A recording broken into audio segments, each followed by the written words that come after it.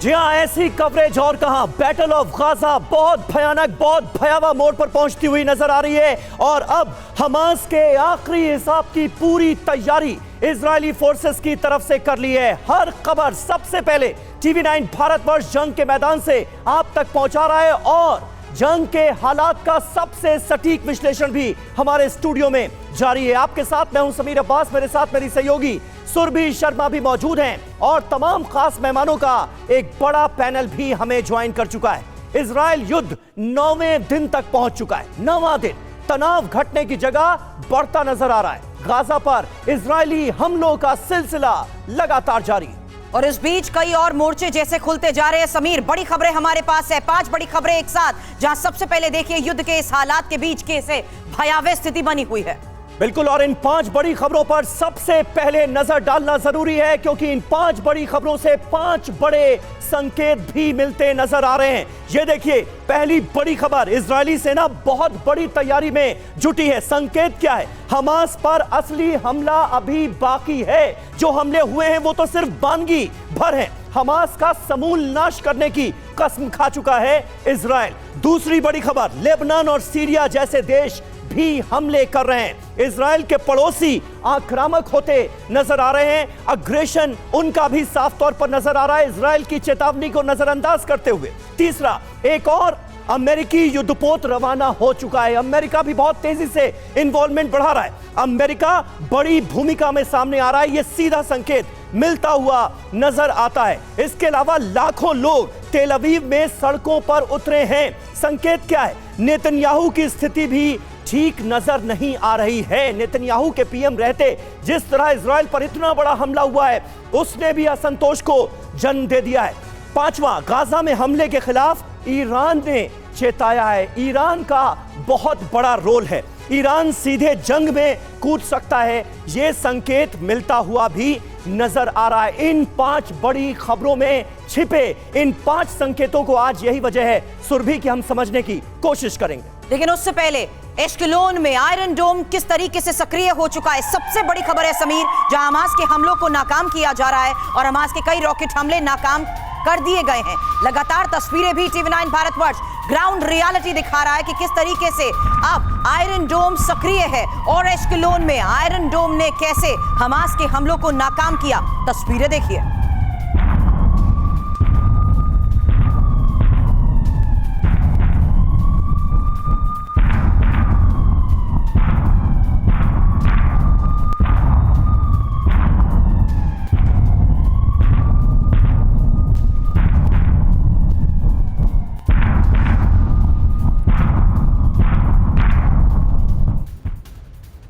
Ashkelon लगातार target पर नजर आ रहा है हमास के। इस बीच हमास के इजराइल को चुनौती सामने आई। चुनौती देते हुए हमास ने दरअसल एक वीडियो जारी कर दिया है।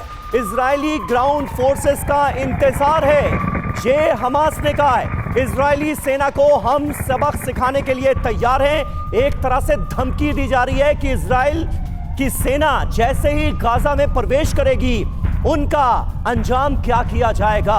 तो हौसले देखिए अभी भी कितने बुलंद नजर आ रहे हैं। हमास ने बाकायदा वीडियो जारी करके आईडीएफ को, इजरायली डिफेंस फोर्सेस को धमकाने की कोशिश की गई है। यह बताने की कोशिश की गई है कि गाजा पट्टी में एंटर करने के बाद कितनी बड़ी चुनौती का सामना करना पड़ेगा इजरायली फोर्सेस को।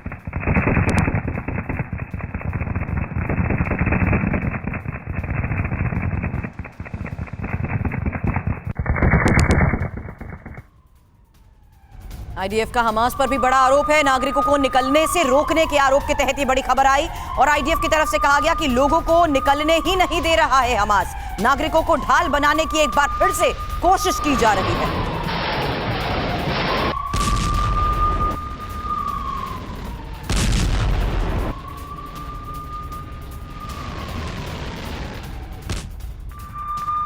और अगली अहम खबर या ये कह लीजिए सबसे अहम तस्वीर का हम अब रुख करने जा रहे हैं। इजरायल युद्ध का बहुत सनसनीखेज वीडियो सामने आया है। समंदर में फिलिस्तीनी लड़ाके को कैसे उड़ा दिया गया, ये अब आप देखने जा रहे हैं। इजरायल में घुसने की ये कर रहे थे कोशिश और देखिए ये जंग समंदर के रास्ते भी कैसे लड़ी जाने की कोशिश की जा रही है। तस्वीरें आप देखिए, एक फिलिस्तीनी लड़ाके को कैसे समंदर में उड़ा दिया गया।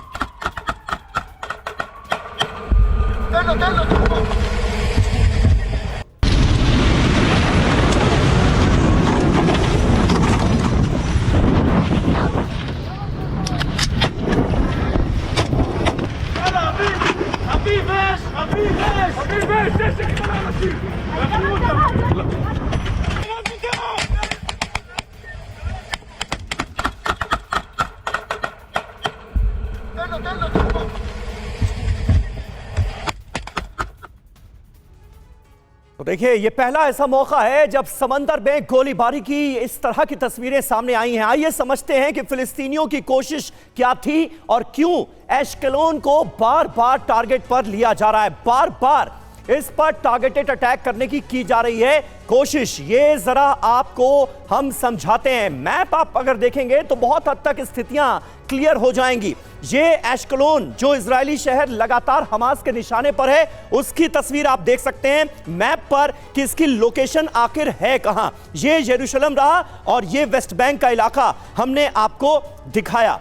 ये वेस्ट बैंक, एश्केलोन और ये गाजा पट्टी जहां पर इजराइल की तरफ से जोरदार हमले किए जा रहे हैं। तेल अवीव से 50 किलोमीटर दक्षिण में है ये एश्केलोन शहर। गाजा पट्टी से बिल्कुल सटा हुआ इलाका है। आप देख सकते हैं मैप में, ये गाजा पट्टी है, ये एश्केलोन है। गाजा से हमला करना आसान है एश्केलोन पर, इसीलिए लगातार आप देखिए इजराइल के जिस शहर को निशाना बनाया जा रहा है वो यही है एश्केलोन। समंदर से भी यहां पर हमला आसान हो जाता है क्योंकि भूमध्य सागर, मेडिटेरियन सी में भी यही वजह है कि फिलिस्तीनी लड़ाके यहां से भी एंटर करने की कोशिश कर रहे हैं, हमलों को अंजाम देने की कोशिश कर रहे हैं। हमारे साथ इस वक्त कई खास मेहमान मौजूद हैं, उनसे आपका तारुफ करा दें। फॉर्मर एम्बेसडर दीपक वोहरा जी इस वक्त TV9 भारतवर्ष के स्टूडियो में मौजूद हैं। DK पांडे साहब बतौर डिफेंस एक्सपर्ट हमारे साथ जुड़ चुके हैं। SP सिन्हा साहब भी हमारे साथ मौजूद हैं, उनसे भी हम बात करेंगे। लेकिन सबसे पहले वोहरा साहब, मैं आपके पास आ रहा हूं क्योंकि आप खुद इस कॉन्फ्लिक्ट जोन से लौटे हैं। क्या स्थितियां आपको इस वक्त नजर आ रही हैं? हमास के समूल नाश की बात कर रहा है इजराइल। आने वाले वक्त में जब बड़े पैमाने पर गाजा पट्टी के अंदर ग्राउंड ऑपरेशन शुरू होंगे तो सबसे बड़ा चैलेंज क्या नजर आता है? आभारी हूं कि आपने ये मौका दिया। बहुत अच्छा लगता है जब आपके चैनल पर आता हूं, आपसे बहुत कुछ सीखता हूं। मैं बातचीत में लगातार रहा हूं with my friends in Israel, Gaza strip में और उस इलाके में जहां पर मैंने कई साल बिताए हैं इन दैट एरिया। जो मुझे इस समय खबर आ रही है ये है कि इजराइल का मूड क्या है। इजराइल का मूड यही है कि जो होना है सो होगा। ग्राउंड ऑफेंसिव अभी शुरू नहीं हुआ, हमने हमास को मिटाना है। और उन लोगों का विचार यह है कि ये सिर्फ इजराइल वर्सेस हमास नहीं है, अब ये पूरी दुनिया वर्सेस टेररिज्म है। और ये बताने की कोशिश कर रहे हैं कि हमास को मिटाने से जो इस्लामिक जिहाद चलता रहता है, जो इस्लामिक आतंक, and they are using the term Islamic, चलता रहता है, पूरी दुनिया को उससे खतरा है, हम उसको ख़त्म कर देना चाहते हैं। आप सहमत हैं, नहीं सहमत हैं, वो आपकी इंडिविजुअल पोजीशन है। लेकिन गुस्से का एहसास वहाँ जाए बिना भी आपको होगा कि वो पूरी तरह से चाहते हैं कि जो हमारे साथ हुआ था, हमारे बच्चों को, हमारी औरतों के साथ जो आप लोगों ने बदसलूकी की थी, उसका हम बदला लेना चाहते हैं। एक तो आर्मी के ऊपर आरोप लगाया गया कि आपकी इंटेलिजेंस फेल हो गई, और दूसरा ये हमला हुआ है। तो डबल गुस्सा है फौज में, हर इजरायली में गुस्सा है। और वो देखिए, आप वॉर कैबिनेट बना है, ऑपोजिशन भी आ गई है, अब वो कह रहे हैं मिटा दो इनको हमेशा के लिए। मैं इतना ही इनको कहना चाहता हूं सर, जो मेरे इजरायली दोस्त हैं, पिज्जा कौन ले इजराइल, जीत आपकी होगी क्योंकि आप आजादी के लिए, आप इंसानियत के लिए लड़ रहे हैं। Go right ahead. चलिए, बड़ी बात यहां पर दीपक वोहरा सर कह रहे हैं, लेकिन इस बीच बड़ी खबर है जहां इजराइल युद्ध के बीच कतर से ये खबर आ रही है। ईरानी विदेश मंत्री की हमास लीडर से मुलाकात को लेकर ये बड़ी खबर है। जी हां, एक बार फिर से सुनिए, ईरानी विदेश मंत्री की हमास लीडर से हो रही है मुलाकात, और कतर के दोहा में कुछ देर पहले दोनों की मुलाकात की तस्वीर आपको TV9 भारतवर्ष दिखा रहा है। हमास लीडर हानिया से मिले हैं ईरानी विदेश मंत्री।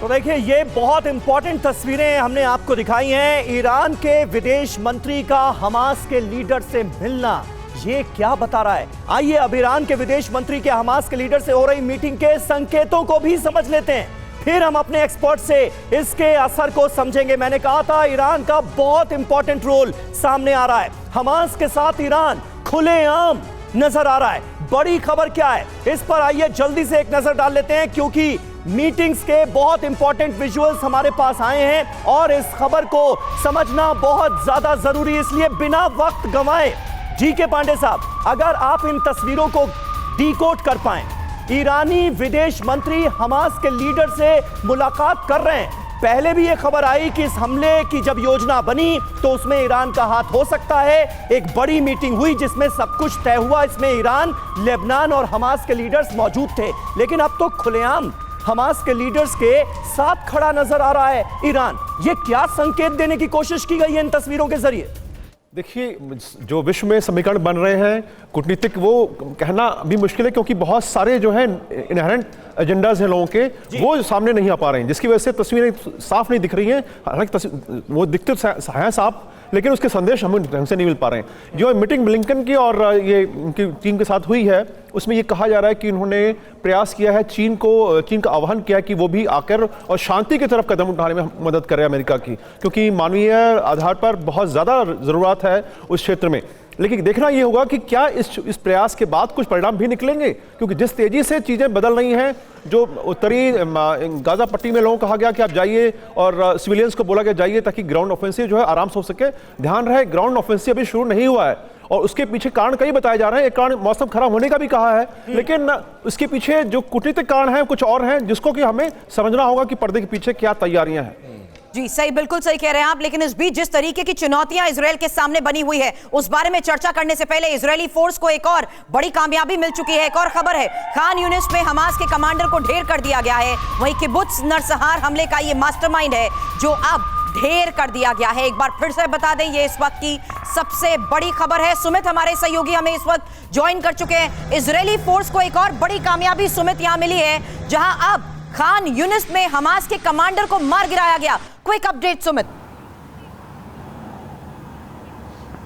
देखिए बिल्कुल, क्योंकि किबुत्ज के अंदर हम वहां खुद गए हैं, जो मैस्कर या फिर जो वहां पर जो जेनोसाइड हुआ है उसको लेकर आप जरूर कह सकते हैं कि बहुत आक्रोश है, ना सिर्फ इजराइल की फोर्सेज में, बल्कि कल आप देखें कि कुल प्रधानमंत्री नेतन्याहू भी वहीं पहुंचे थे। वहां लगातार किबुत्ज में और बेरी के अंदर जाकर उन्होंने जवानों से मुलाकात की। उस कमांड कंट्रोल सेंटर में गए जहां हम भी मौजूद थे और ये दिखाया गया कि देखिए वहां से ही ज्यादातर जो सबसे ज्यादा अग्रेशन, सबसे ज्यादा दुख पूरे इजराइल के लोगों को उसी इलाके से। आप अश्कनौल की बात कर रहे थे, मैं इस समय अश्कनौल में ही, और देखिए ये समंदर है और उस तरफ से सारा जमीनी इलाका है जहां से लगातार रॉकेट फायर होते हैं। पिछले 8 दिन से हमारी जो आप कह सकते हैं रात का हॉल्ट होता है या फिर हम जो रात को रुकते हैं वो इन्हीं इलाकों में रुकते हैं, और पिछले 8 दिनों से मैं आपको बता दूं कि रोज यहां पर इस तरीके के रॉकेट फायर किए जाते हैं, क्योंकि ये इलाका बेहद करीब है और गाजा से, इसलिए क्योंकि हमास को ये लगता है कि इन इलाकों में ज्यादा नुकसान पहुंचाने से, सिविलियन इलाकों में ज्यादा नुकसान पहुंचाने से वो एक बड़ा मैसेज दे पाएगा। और यही वजह है कि अगर आप देखें कि अभी सबसे बड़ा टास्क ना सिर्फ हमास को निष्क्रिय करना है, बल्कि उसके एक्सप्लोजिव डिपो जो हैं जहां पर उसने आर्म से, लेकिन ये तो इजरायली फोर्स के आगे बड़ी चेतावनी है। आप तो ग्राउंड रियलिटी वहां पर खुद विटनेस कर रहे हैं। जिस तरीके की ये गाजा स्ट्रिप पूरी है, स्ट्रेटेजिक वॉर रूम यहां हमने स्टूडियो में भी बनाया हुआ है। आपके एनालिसिस और आपकी ग्राउंड रियलिटी रिपोर्ट्स के आधार पर हम एक्सपर्ट्स के साथ भी बात करते हैं, क्योंकि ये जो ओवरऑल गाजा स्ट्रिप है, यहां पर संकरी गलियां हैं, ज्यादातर टनल्स हैं। ऐसे में अगर यहां पर इमारतों को ध्वस्त कर दिया जाता है, हर तरफ मलबा होने के बाद कैसे इस पूरे एरिया को नेविगेट किया जाएगा? देखिए दो चीजें हैं अगर आप देखिए वॉर सिनारियो में, क्योंकि हमारे साथ एक्सपर्ट भी है। एक होता है कन्वेंशनल वॉर का तरीका, जब आप आमने सामने होते हैं। एक होता है अर्बन, आप जब वॉर के लिए जाते हैं, जब आपको शहरों के अंदर लड़ाई लड़नी होती है। लेकिन ये कुछ नया पैटर्न है, क्योंकि इसमें आपको ऐसे इलाकों में लड़ाई लड़नी है, टनल्स के अंदर घुसना है, वहां पे लगातार वहां पे सर्वेलेंस करना, इंटेलिजेंस निकालनी है, वहां पे ऐसे जगहों पे वॉर करनी है जो आप तक ना तो इजराइल फोर्सेज ने देखा है। बिल्कुल सुमित, बने रहे आप हमारे साथ। इस बीच एक बहुत बड़ी खबर आ रही है, गाजा बॉर्डर पर जबरदस्त हलचल देखी जा रही है। आईडीएफ की सीमा पर सैन्य तैयारी बड़े पैमाने पर नजर आ रही है। क्या ग्राउंड ऑपरेशन बड़े पैमाने पर शुरू होने जा रहा है? बड़े हमले की तैयारी में है आईडीएफ। ये इस वक्त की बड़ी खबर, गाजा बॉर्डर पर अचानक से जबरदस्त हलचल नजर आ रही है।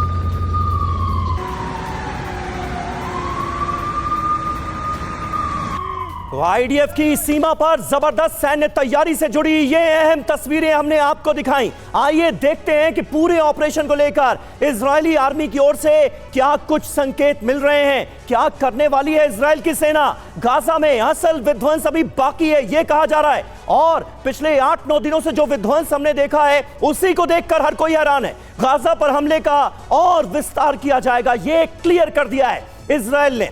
आसमान, समंदर और जमीन से अब गाजा पट्टी पर बड़े हमले होंगे आईडीएफ की तरफ से यह कहा जा रहा है। तीनों तरीकों को एक साथ इस्तेमाल किया जाएगा और तीनों तरीकों से हमले अंजाम दिए जाएंगे। इजरायली सेना तैयारियों का लेवल बढ़ाने जा रही है गाजा पट्टी के लिए। दरअसल यह बहुत बुरी खबर है ऐसे वक्त में जब यह जानकारी सामने आ रही है कि हमास ने नॉर्थ गाजा के लोगों को रोक कर रखा हुआ है, उन्हें ह्यूमन शील्ड के तौर पर इस्तेमाल किया जा रहा है। हम अगले स्तर के युद्ध की तैयारी में जुटे हैं। यह नेक्स्ट लेवल क्या होगा? गाजा में बहुत जल्द बड़ा ग्राउंड ऑपरेशन हम करेंगे, यह साफ तौर पर कहा गया है। यानी गाजा पट्टी पर हमले की रफ्तार आने वाले वक्त में और ज्यादा बढ़ाई जाएगी। और हमारे साथ तमाम खास मेहमान मौजूद हैं। सुरभि का हम रुख करते हैं, उनके पास लेबनान से जुड़ी एक बड़ी खबर आ रही। बिल्कुल, और इजराइल में लेबनान का हमला, जहां लेबनान ने अब इजराइल पर मिसाइल दाग दिया है। एक साथ कई मिसाइलों की बरसात की गई है। एक बार फिर से बता दें, लगातार जिस तरीके की जानकारी अभी समीर इंफॉर्मेशन वॉल पर दे रहे थे कि जमीनी जंग के तहत कैसे युद्ध और ज्यादा विध्वंसक होता जा रहा है, वहीं ये तस्वीर देखिए जहां लेबनान का ये हमला और लेबनान ने इजराइल पर मिसाइलें दाग दी हैं। क्योंकि अब जिस तरीके से युद्ध और विध्वंसक होता जा रहा है, एयर स्ट्राइक्स की ये तस्वीरें लगातार अलग अलग इलाकों से आ रही हैं और एक साथ कई मिसाइलों की बरसात की ये तस्वीर। तो क्या इस वक्त इजराइल 2 फ्रंट वॉर का सामना कर रहा है? गाजा पट्टी से एक तरफ रॉकेट बरसाए जा रहे हैं और दूसरी तरफ लेबनान भी फुल्ली इन्वॉल्व नजर आ रहा है। आइए अब आपको इजराइल का पूरा एक्सक्लूसिव प्लान बताते हैं जो गाजा पर बड़े हमले के लिए बनाया गया है और कभी भी इस पर इजरायली फोर्स अमल कर सकती है। गाजा में क्या ऐसे होगा विध्वंस? पहला निशाना हमास के शीर्ष राजनीतिक नेतृत्व का सफाया, क्योंकि हमास तो एक पॉलिटिकल विंग है और इसी की मिलिट्री विंग है अल कसाम जिसने हमला किया इजराइल पर। हमास की शीर्ष सैन्य नेतृत्व का सफाया, यही वजह है कि पहला निशाना है इस वक्त इजराइल का। प्लानिंग क्या है? इजराइल के हजारों सैनिक एक साथ गाजा के अंदर दाखिल होंगे और इसके लिए पूरी तैयारी है। इजरायली सैनिक हमास लीडरशिप को कब्जे में ले लेंगे, ये प्लानिंग बनाई गई है। इजरायली बंधकों को छुड़ाने पर खास फोकस रहेगा आईडीएफ का, लेकिन यह बहुत मुश्किल और बहुत चुनौतीपूर्ण काम है। हमास के लड़ाके कुछ टनल को भी उड़ा सकते हैं, यह खतरा है। हमास के लड़ाके घात लगाकर हमला कर सकते हैं क्योंकि यह उनका होम ग्राउंड है। किस टनल में, किस बिल्डिंग के बंकर में हमास के लड़ाके छिपे हुए हैं यह आईडीएफ नहीं जानती। पिछले कुछ दिनों से इलाके में घने बादल भी छाए हुए हैं जिसकी वजह से ऑपरेशन में देरी हो रही है। इससे पायलट्स और ड्रोन ऑपरेटर्स को दिक्कतों का सामना करना पड़ रहा है। मौसम साथ नहीं दे रहा है, ग्राउंड फोर्स को एयर कवर देने में भी यही वजह है कि दिक्कत आ रही है। ये बहुत इंपॉर्टेंट पहलू हैं सुरभि। बिल्कुल, और जिस तरीके की ग्राउंड फैक्ट्स और चैलेंजेस की आप बात कर रहे हैं, सीधे ग्राउंड का रुख करते हैं। हमारे सहयोगी मनीष इस वक्त हमें ज्वाइन कर चुके हैं। मनीष, इस हालात के बीच इन चैलेंजेस से निपटने को देखते हुए क्या बड़े फैसले हो रहे हैं इस वक्त? बिल्कुल, देखिए इजराइल के लिए बड़ी चुनौती है क्योंकि एक के बाद एक नया फ्रंट खुलता जा रहा है। अगर आसमान में हमास की तरफ से रॉकेट आ रहे हैं तो डिप्लोमेटिक लेवल पर बार बार धमकी दी जा रही है, कभी ईरान तो कभी हिजबुल्लाह तो कभी सीरिया, और इस बीच में इजराइल की डिफेंस फोर्स अपना ग्राउंड ऑपरेशन करने जा रही है। तो अब सबसे ट्रिकी क्वेश्चन यही है, सबसे ट्रिकी क्वेश्चन है कि आखिर तेल अवीव जैसे शहरों को क्या इजराइल बचा पाएगा, क्या इजराइल अपनी सीमा की सुरक्षा कर पाएगा? क्योंकि अगर उसे ग्राउंड ऑपरेशन में गाजा पट्टी में किया तो उधर से लेबनान से हमले होंगे, सीरिया से हमले होंगे, ईरान कह रहा है कि हम युद्ध में भाग लेंगे। और इजराइल की चुनौती यही है कि उसे हर फ्रंट पर उतनी ही मात्रा में अपने फोर्स को डिप्यूट करना पड़ता है। देखिए, मैं लेबनान बॉर्डर पर गया, वहां पर मैंने देखा कि इजराइल ने कितनी फोर्स को तैनात की है। गाजा बॉर्डर पर हम दिखा रहे हैं लगातार कि इजराइल ने कितनी फोर्स तैयार की है। वेस्ट बैंक और रमल्ला जैसे इलाके अलग से सुलग रहे हैं। वैसी स्थिति में अगर एक साथ चौतरफा आक्रमण होता है तो तो इजराइल के पास भी एक लिमिट फोर्स की है। इन स्थितियों को देखते हुए मनीष, क्या आपको लगता है कि इन सारी बातों को नजरअंदाज करते हुए इजराइल बड़े पैमाने पर गाजा पट्टी के अंदर ग्राउंड ऑपरेशन करने जा रहा है, उसकी सेना घुसने जा रही है अंदर? देखिए, ग्राउंड ऑपरेशन तो होगा, हर हालत में होगा। इजराइल को भी पता है कि ग्राउंड ऑपरेशन में उसको भी बहुत ज़्यादा नुकसान उठाना पड़ेगा। बिल्कुल। लेकिन फिलहाल अभी इजराइल की सेना या इजराइल की सरकार इस पोजीशन में नहीं है कि वो अंतर्राष्ट्रीय दबावों की परवाह करे, क्योंकि इजराइल के भीतर बहुत दबाव है। इजराइल के लोगों का मानना है कि अब करो या मरो की स्थिति आ गई है। हम अगर अभी नहीं करेंगे तो हम बाद में मरेंगे, और इसलिए इजराइल ग्राउंड ऑपरेशन करने जा रहा है। हाँ, ये बात अलग है कि ग्राउंड ऑपरेशन किस तरह से होगा, इसको लेकर भले ही वो अमेरिका या दूसरे सहयोगी दलों की बात मान ले, लेकिन ग्राउंड ऑपरेशन होगा, हर हालत में होगा। ये इजराइल ने मन बना लिया है। ये केवल सेना या सरकार का फैसला नहीं है, इजराइल एज ए कंट्री उसने तैयार किया है कि हम हमास को मटियामेट करेंगे। और फिर वो भी तो आप सोचिए, बिल्कुल सही कह रहे हैं आप मनीष। करीब लोग मारे गए। मैं जल्द आपके पास लौटती हूं, क्योंकि गाजा में इजरायली सेना के विध्वंसक प्रहार को लेकर जो आप अपडेट दे रहे हैं, बड़ी खबर है। गाजा में घुसकर आईडीएफ का हमला हुआ है। हमास के ठिकानों पर चुन चुनकर हमले को लेकर बड़ी खबरें आ रही हैं। सुरंग में छिपे हमास के लड़ाकों पर निशाना साधा गया है। हमले में कई हमास लड़ाकों की मौत हो चुकी है।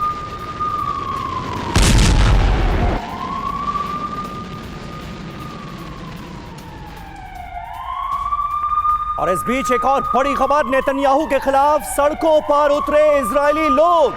तेल अवीव में 5 लाख लोग सड़कों पर उतर आए हैं। ये देखिए, अब इजराइल की सरकार के खिलाफ भी लोगों का गुस्सा भड़कता हुआ नजर आ रहा है। तेल अवीव में नेतन्याहू के खिलाफ जोरदार प्रदर्शन हुआ है। नेतन्याहू पर लगाया गया स्थिति बिगाड़ने का आरोप।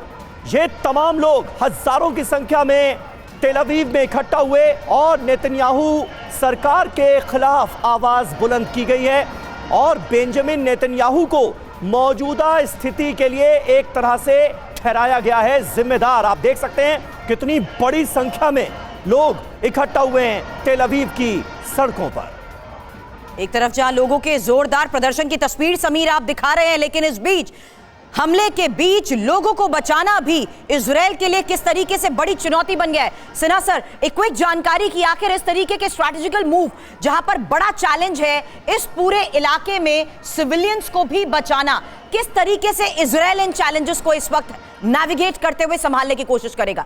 सबसे पहले तो मैं ये जो टेबल टॉप पे जो आपने बनाया है मैप, हम आर्मी में हम लोग जब सर्विस में थे तो सैंड मॉडल पे ब्रीफिंग होता था, मैप पे ब्रीफिंग होता था। आज पहली बार टेबल टॉप पे मैं ब्रीफिंग कर रहा हूँ और टिपिकल फौजी अंदाज से ब्रीफ करूँगा।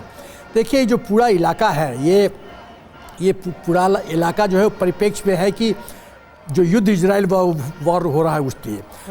मैं लेफ्ट टू राइट जैसे आर्मी में हम लोग ब्रीफिंग करते हैं, ये सबसे बाएं जो हरा ये इंक्लोजर है वो है मिस्र। ये भूमध्य सागर या इसको मेडिटेरियन सी भी कहते हैं। आप इधर आ गया इजराइल का, ये पीला वाला पोर्शन है इजराइल है। ये जो गाजा पट्टी है, जो हरा सा छोटा सा आप स्ट्रिप देखते हो, 41 किलोमीटर्स 41 किलोमीटर्स बाई 6.7 किलोमीटर्स का जो स्क्वायर है, तो वो ये गाजा पट्टी है जो कि हमास के कब्जे में है। ये इजराइल पीला पोर्शन एक्सटेंड कर रहा है। इधर वेस्ट बैंक आ गया जो जॉर्डन के कब्जे में है। इधर नॉर्थ में आप आइए तो ये लेबनान है, उसके दाहिने सीरिया है, उसके दाहिने साइड में जॉर्डन के दाहिने साइड में सऊदी अरबिया है। और तो मुख्य जो केंद्र बिंदु आज की तारीख में है वो है गाजा स्ट्रिप। और गाजा स्ट्रिप का आप देखिए जो महत्वपूर्ण पॉइंट्स हैं, नॉर्थ गाजा, गाजा सिटी, देर अल बलाह, खान यूनिस और राफा, 5 हिस्सों में तोड़ा जा सकता है। अब जो इजराइल है वो कह रहा है कि जो नॉर्दर्न पोर्शन है गाजा का उसको वकेट कीजिए और साउथ में आइए, ताकि उसका फोकस है, क्योंकि यदि उसका जियो स्ट्रेटेजिक इंपॉर्टेंस इसलिए है कि यदि नॉर्थ अपना इजराइल के कब्जे में नहीं होगा तो लेबानन वहां से इन्फ्लुएंस करने की कोशिश करेगा।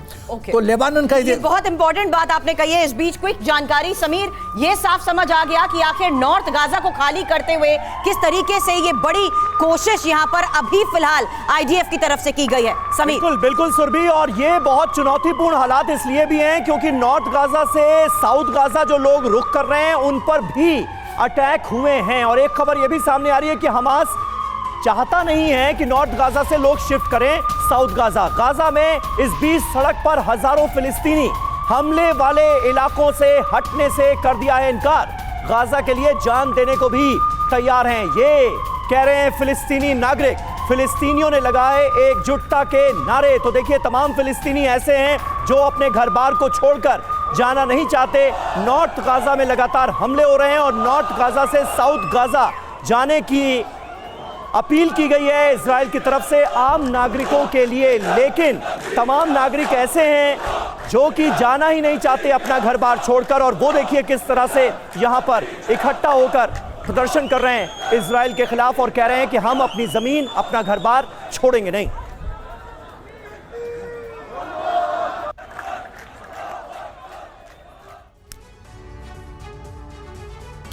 तो ये देखिए, आपने हाल देखा गाजा पट्टी का, जहां पर तमाम फिलिस्तीनी सड़कों पर मौजूद हैं, लेकिन तमाम इजरायली नागरिक भी अपनी सरकार के खिलाफ विरोध प्रदर्शन अब करने लगे हैं। वापस इजराइल में नेतन्याहू के खिलाफ जारी विरोध की खबर पर लौटते हैं और कुछ उन सवालों को समझ लेते हैं जो इजरायली प्रधानमंत्री बेंजामिन नेतन्याहू के नेतृत्व को लेकर भी उठ रहे हैं और भारी संख्या में तेल अवीव की सड़कों पर उतरकर लोग प्रदर्शन कर रहे हैं। ये देखिए, जहां तक आपकी दूर दूर तक नजर जाएगी, लोगों का हुजूम, लोगों का रेला नजर आता है। नेतन्याहू के खिलाफ तेल अवीव की सड़कों पर यह प्रदर्शन हो रहा है और यह अपने आप में बहुत इंपॉर्टेंट है। ऐसे वक्त में जब इजराइल हमास के खिलाफ जंग लड़ रहा है, इतना जबरदस्त प्रोटेस्ट, फंस गए नेतन्याहू, पहले से ही नाराजगी झेल रहे नेतन्याहू, कब तक बच पाएंगे, ये एक बड़ा सवाल। क्या सिर्फ नेतन्याहू की चूक से इजराइल इस जबरदस्त संकट में फंस गया है, उसका सामना कर रहा है? क्या बेंजामिन नेतन्याहू हमले की भनक ना लगने की जिम्मेदारी लेंगे? क्योंकि ये बहुत बड़ा सवाल है कि आखिर ये संभव कैसे हो पाया, मुमकिन कैसे हुआ। अभेद किला जिसे माना जाता था इजराइल, उस किले को कैसे ढा दिया हमास ने? क्या अपनी नाकामी छिपाने के लिए नेतन्याहू अब आक्रामक नजर आ रहे हैं, आक्रामक दिखने की कोशिश कर रहे हैं? यह भी एक बड़ा सवाल है। इस बीच देखिए, वेस्ट बैंक में इजराइल की बड़ी कार्रवाई हुई है। थिशे कैंप के पास इजरायली फोर्स की यह कार्रवाई सामने आई है। कई लोगों को गिरफ्तार कर रही है फोर्स। ये वेस्ट बैंक में इस वक्त आईडीएफ का एक्शन और इससे जुड़ी तस्वीरें आपके सामने हैं।